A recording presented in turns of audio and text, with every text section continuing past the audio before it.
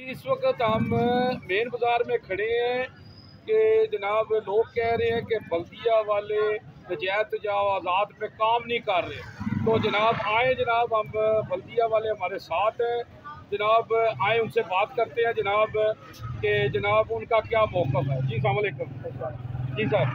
जी sir क्या नाम जनाब, आप आलम हूँ, मैं इन्फोर्समेंट इंस्पेक्टर MC जिला। तो बात यह है कि हम तो गाय बगाए इनको ज़बानी भी, फिर कभी कभी सामान भी सब उठवा देते हैं, लेकिन अभी से आप देखें आ रहा है इनसे प्यार से भी समझाइए, भी समझे फाइन करते हैं सब भी नहीं समझते, फिर उनका सामान भी खत्म करते हैं सब भी नहीं समझते।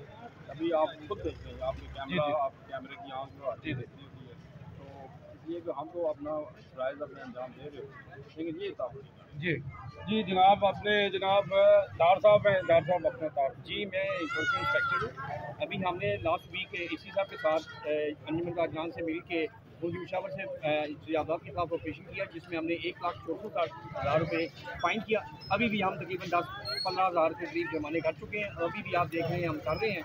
तो इंशाल्लाह अवाम नास को इस रमज़ान के महीने में जो है रिलीफ देंगे, ताकि वो आज रमज़ान की तारीख में उनको रुकावट पेश ना जी जी माशाल्लाह जी जनाब, उन्होंने बात की है कि हम काम कर रहे हैं। इस वक्त भी बल्दिया मेन बाज़ार में आई है, वो जुर्माने कर रही है।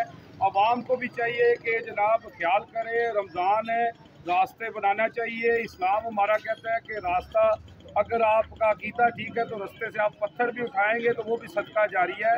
रास्ता देना सदका जारी है मेरे भाई। इस पे काम खुद भी आपको सबको ख्याल करना चाहिए। UG न्यूज़ जावा जेल।